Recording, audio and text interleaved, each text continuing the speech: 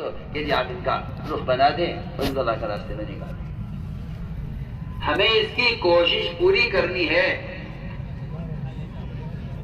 کہ جہاں ہم جائیں اگر وقت وہاں لوگ فارغ ہیں، زمیندار لوگ ہیں، ابھی بوائی ہو چکی، کٹائی ہو چکی، فارغ بیٹھے ہیں، جہاں فارغ بیٹھے ہیں وہاں ایک آدمی کو گھر میں چھوڑ کے سب کو نکال دیں، سب کو نکال دیں. اور اگر مشغولی کا وقت ہے تو ہر گھر سے ایک فرد اللہ کے راستے میں ضرور نکلے. آپ پوری کوشش کریں. دیکھیے مجھے ہم نے تو کہتے جتنے نکلے نہیں، ارے تمہیں اس کے لیے جان مارنی پڑے گی. اس کے نماز کر چکا ہوں، تعلیمی گشت اس کے لیے ہوگا، عمومی گشت اس کے لیے ہوگا، خصوصی گشت اسی کے لیے ہوگا، گھر گھر کی ملاقاتیں اسی کے لیے ہوں گی. جو لوگ مسجد میں آ گئے، بس جو آ گئے مسجد میں ان کو جماعت میں نکالنا ہے، ان کی جماعت بندی کرنی ہے. یہ نہیں کہ ابھی تو یہ تعلیم میں آئے تھے، پھر جب آئیں گے پھر دیکھیں گے، نہیں، پتہ نہیں آئے گا نہیں آئے گا. پھر ہمارے کوئی بیان تشکیل کے بغیر نہیں، مسجد میں آنے والے کی تشکیل کرو. حضرت واصلہ ابن اسقع آئے تو آپ نے پہلی تشکیل ان کی پوری زندگی کی ہے، پہلی تشکیل. پہلے آدمی سے پہلی ملاقات ہوئی، پہلی مرتبہ مسجد میں آیا، اس سے پوری زندگی کی تشکیل ہو رہی ہے. واصلہ ابن اسقع رضی اللہ عنہ کہ بتاؤ جی پوری زندگی ہمارے ساتھ رہو گے، جب بھی دین قبول کر کے گھر جاؤ گے، جب بلائیں گے جب آؤ گے، کہ جی کون سی بہتر ہے دونوں میں سے، کہ بھائی بہتر تھے ہمارے ساتھ رہو. اب پوری زندگی کی تشکیل ہو رہی ہے. واصلہ ابن اسقع رضی اللہ تعالیٰ عنہ کی مسجد میں آتے ہی پہلی ملاقات. اس طرح ہمیں تو کوشش کرنی ہے. میں کہتا ہوں جماعت بنا کر روانہ کرنا میڈک توڑنے سے زیادہ مشکل ہے. میں نے کیا کہہ رہا، میڈک توڑ سکو اور بھائی بولو کچھ آنا تو کرو. ایک کو لاؤ گے وہ چل جائے گا، اس کو جائے گا. جماعت بنا کر روانہ کرنا مینڈک تو نہیں زیادہ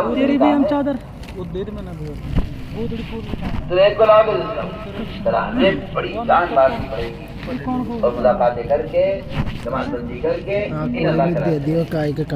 کے بستر وصول کرو، ان کے پیسے وصول کرو، عجیب بستر دے دو آ جانا. اس طرح وصول ہوتی ہے جماعت. کبھی کبھی نکل آئیں گے، نہیں کل نہیں آئیں گے، آپ آگے آ جائیں. کل بندہ فرماتے تھے اگر یہ کہہ دیا آج بھی کل چلا جاؤں گا تو تیرے ساتھ وہ معاملہ ہوگا جو کاٹنے مالی کے ساتھ ہوا ہے. آج تو مسلمان بھی اس کا احساس ہی نہیں ہے کہ اگر میں جماعت میں نہیں نکلوں گا تو اللہ مجھے عذاب دیں گے. اس کا تصور بھی نہیں مسلمانوں میں. آپ کہاں سو گئی امت کہاں سو گئی اس کام سے. آج مسلمان اس کا انکار کر رہا ہے کہ جماعت میں نہیں نکلیں گے تو کوئی گناہ نہیں ملے گا. صحابہ کرام صاحب فرماتے ہیں اللہ نے قرآن میں صاحب کہہ دیا ہے کہ نہیں نکلو گے تو عذاب ہوگا، گناہ ہوگا. نہیں نکلو گے تو عذاب بھی ہوگا اور گناہ بھی ہوگا. کہاں امت سو رہی. ہم صاحب فرماتے تھے اگر یہ کہہ دیا جماعت میں جانے کو آج نکل چلا جاؤں گا تو تیرے ساتھ وہ معاملہ ہوگا اللہ کا جو معاملہ کاٹ بن مالک کے ساتھ ہوا ہے، ناراضگی کا اور بائیکاٹ کا. کہاں سو رہے لوگ. تو اسے تاکید سے کہہ رہا ہوں ہر جگہ سے رکھا جماعت. کوئی مسجد چھوڑنا مت اس وقت تک جب تک وہاں 3 کام نہ ہو جائے. 3 کام. جماعت نقد نکل جائے، اس مسجد کے 5 اعمال مسجد کی آبادی کے ساتھ شروع ہو جائیں، اس مسجد سے متعلق جتنی آبادی ہے ہر گھر کے اندر 5 اعمال زندہ ہو جائے ان کے مردوں کے ذریعے سے. قرآن کا حلقہ شروع ہو جائے گھروں میں، تعلیم شروع ہو جائے گھروں میں، 6 نمبر کا مذاکرہ شروع ہو جائے گھروں میں، اور اللہ کے راستے میں نکلنے کی ترغیب ہو جائے. اور 5 عمل ابھی نہیں کا مشورہ، یہ 5 اعمال ہر گھر میں زندہ ہو جائے، وہاں سے مقامی لوگوں کی جماعت نکل جائے، اس مسجد میں مسجد کی آبادی کا عمل شروع ہو جائے. جب یہ کام ہو جائے تب آگے بڑھنا، ورنہ شیطان آگے بڑھا دے گا فوراً کہ یہاں سے نکلو، یہاں سے آگے بڑھ جاؤ، یہاں سے آگے بڑھ جاؤ. اس مسجد میں کتنا رہنا ہے اس کا کوئی اصول نہیں ہے، کوئی 2 دن 3 دن کا کوئی اصول نہیں ہے. جتنی ضرورت ہے ایک مسجد کا قیام کرو، جب وہاں کام پورا ہو جائے آگے بڑھ جاؤ. مجھے بتاؤ آپ تجارت کے لیے جاؤ بمبئی، آج آپ کا کام ہوا نہیں، گھر والے لے گئے جی میں پرسوں کو آ جاؤں گا، ماں سے فون آ رہا ہے جی کام نہیں ہوا میں نہیں آ سکتا. کیوں بھائی ہوتا ہی نہیں ہوتا؟ ارے خانہ میں کچھ بولو تو صحیح کچھ، کوئی حملے کرنے والا بھی نہیں ہے تو میوات میں، ایسے ہی بیٹھے تھے. کیوں بھائی گھر گئے میں پرسوں آ جاؤں گا، بمبئی جا رہا کام سے، وہاں جا رہا تھا، پھر میں نہیں آؤں گا. کیوں بھائی آ جاؤ، تو کہہ کے کہتا آ جاؤں، نہ کام ہی نہیں ہوا میرا، جب تک کام کو میں کیسے آ جاؤں گا. 2 دن کو کہہ کے گیا تھا، 15 دن ہو گئے، اور جماعت میں جاوے 3 دن کو نکلے گا، 2.5 دن میں واپس آ جائے گا. چلے کو نکلے گا 35 دن میں واپس آ جائے گا. کسی کام کے لیے نکلتا تو کام پورا کرتا، چاہے چلے کے 4 مہینے کر لیتا. ایک جماعت 40 دن پورا کرنے سے پہلے واپس آ گئی. حضرت عمر نے ڈانٹا، ان کو خوب ڈانٹا کہ تم 40 دن پورے کیوں نہیں کیے.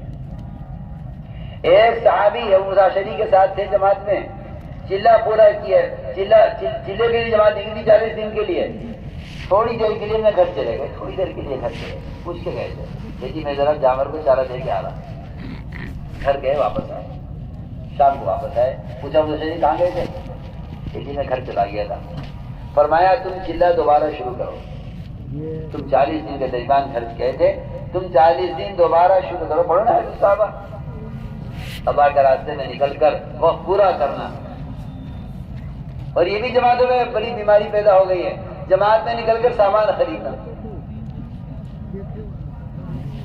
تو بچوں کے لیے کچھ لا رہا، کوئی بیوی کے لیے لا رہا، حالانکہ جماعت میں نکل رہے ہیں دنیا کی محبت دل سے نکالنے کے لیے، اور یہ جماعت میں نکل کر بھی سامان خرید رہا. حضرت عمر نے فرمایا جو جماعت میں نکل کر تجارت کرے گا، اگر وہ اللہ کے راستے میں شہید بھی کر دیا گیا کفار کے ہاتھوں، تب بھی اس کو شہادت کا درجہ نہیں ملے گا. حضرت عمر کا قول نقل کرو. جو جماعت میں نکل کر خرید و فروخت کرے گا، جو جماعت میں نکل کر تجارت کرے گا، اگر وہ میدان قتال میں کفار کے ہاتھوں میں شہید ہو گیا تو اللہ اس کو شہادت کو درجہ نہیں دیں گے. یہ میں حضرت عمر کی بات نقل کر رہا ہوں. ہماری جماعتوں کا عجیب شوق پہ شروع ہوا ہے، واپس جاتے سامان خرید. نہیں میرے دوستوں عزیزو، جماعت میں نکل کر تو یہ وقت ہم نے اللہ کو دیا ہے.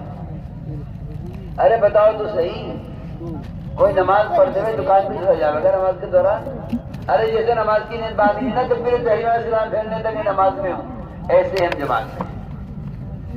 بازار جائیں گشت کے لیے، یا بازار جائیں ہم حساب سے ضرورت کے لیے اجتماعی سامان خریدنے کے لیے، چاول لے آؤ استعمال کے کھانے کے لیے، دال خریدا جماعت میں کھانے کے لیے، اس کے علاوہ کوئی سامان خریدنے کی جماعت میں ہوتے ہوئے بازار جانا، یہ کام کے ساتھ خیانت ہے، جماعت کے ساتھ خیانت ہے، اللہ کے ساتھ خیانت ہے. اور جو مال لے کر آئے جماعت کو خرچ کرنے کے لیے، اس مال میں بھی خیانت ہے. سن لو اچھی طرح. اس لیے ہمیں اپنے آپ کو بازاری ماحول سے بچانا ہے. حل فرماتے تھے اگر دکاندار کو دعوت دے دو، اس کا سامان دیکھ رہا ہے تو اس کی بات کا دکاندار پر اثر نہیں ہوگا، اور اس کی دکان کی محبت اس کے دل میں پیدا ہوگا. اگر گشت کرتے ہوئے دکان پر ملاقات کر رہا ہے کسی تاجر سے، بات کرتے ہوئے اس کا سامان دیکھ رہا ہے دکان کا، تو اس متکلم کی بات کا اس تاجر پر اثر نہیں پڑے گا، کیونکہ یہ جس چیز سے اس کو ہٹانے جا رہا ہے اس چیز کو خود چاہ رہا ہے. کیا آسان بات ہے. اس لیے نظر نیچے رہے، دنیا کو حقارت کی نظر سے دیکھیں. دنیا کو جتنی حقارت کی نظر دیکھو گے اللہ کے راستے میں نکل کر، اتنا عمل کا شوق پیدا ہوگا. اور اگر جماعت میں نکل کر دنیا کو محبت کی نظر سے دیکھا، پہلے سے زیادہ دنیا کی محبت پیدا ہوگی. اس طرح ہمیں انشاءاللہ اپنے نظر کی حفاظت کریں گے. انشاءاللہ ایسی محنت ہر جگہ سے نقل جماعتیں نکالنی ہے، ہر جگہ مقامی کام جمانا ہے، ہر جگہ مسجد کی آبادی کی محنت خود کر کے دکھنا. جیسے میں آپ کو بتا دیا کہ 2.5 گھنٹے کی محنت کا خلاصہ ہے یہ. مسجد میں اعمال قائم کرتے ہوئے ہر مسلمان کو دعوت دے کر اعمال مسجد جوڑنا، یہ ترتیب ہے. میرے دوستوں یہ دن بھر کی محنت تو اپنی جگہ ہے، لیکن رات کی دعائیں، اللہ سے منوانا اپنے آپ کو بھی، اور اللہ سے منوانا ہے اللہ کی مخلوق کو بھی، اور اللہ سے ہدایت کے فیصلے کروانا. یہ دن بھر اگر محنت ہو رہی ہے تو اس سے بھی زیادہ محنت رات کے قیام اور تہجد میں اور دعاؤں میں اللہ سے رو رو کر اللہ سے مانگنا ہے. آپ صلی اللہ علیہ وسلم کی لمبی لمبی دعائیں غزوات کے موقع کی کہ پورا مجمع اس کا عزم کرے کہ میں انشاءاللہ رات کو تہجد میں اٹھ کر اللہ تعالیٰ سے ساری امت کے لیے ہدایت کو مانگنا ہے، ساری انسانیت کی تربیت کو مانگنا ہے، ساری امت کے لیے اللہ تعالیٰ سے خیر و برکتوں کو مانگنا ہے۔ اگر دن بھر محنت کرتے رات کو پڑے سوتے رہے تو دن بھر کی محنت میں جو روح پڑے گی وہ تو رات کی دعاؤں سے تہجد سے پڑے گی۔ اس لیے آپ صلی اللہ علیہ وسلم کی لمبی لمبی دعائیں ہیں، غزوات کی لمبی لمبی دعائیں ہیں، اسے دعاؤں کا خوب اہتمام کیا جائے۔ اور دعا والا آدمی جب بنتا ہے جب دعوت والا بن جاوے، ورنہ میں اللہ کی قسم کھا کر کہتا ہوں جو دعوت نہیں دے گا وہ دعا والا نہیں رہے گا۔ کیوں؟ اس لیے کہ حدیث میں آتا ہے کہ جب جو آدمی دعوت چھوڑ دے گا اس کی دعا اس کے حق میں قبول نہیں ہوگی اور کسی ولی کی دعا بھی اس کے حق میں قبول نہیں ہوگی۔ اب حدیث ہے، میں تو دوسرے نہیں کہہ رہا۔ جو آدمی دعوت چھوڑ دے گا اللہ اس کی دعا قبول نہیں کریں گے۔ اگر وہ بزرگوں سے جا کے دعا کرائے گا اللہ بزرگوں کی دعا بھی اس کے حق میں قبول نہیں کریں گے۔ حدیث ہے، میں تو حدیث سے کا ترجمہ کر رہا ہوں۔ آپ 12 سنتے ہیں روایت فضائل کے اندر کہ اگر تم نے لوگوں کو بھلائی کو حکم کرنا چھوڑ دیا، برائی سے روکنا چھوڑ دیا، اللہ تمہاری دعائیں قبول نہیں کریں گے، اور اگر تم نیک لوگوں سے دعا کراؤ گے تو ان کی دعا میں تمہارا حق نہیں رہے گا۔ اس طرح میرے دوستوں عزیزوں ہمیں خوب رات کو اٹھ کر دعاؤں کا خوب اہتمام کریں گے انشاءاللہ۔ اب دعا کا وقت آ گیا ہے، اب سارا مجمع متوجہ ہو جائے۔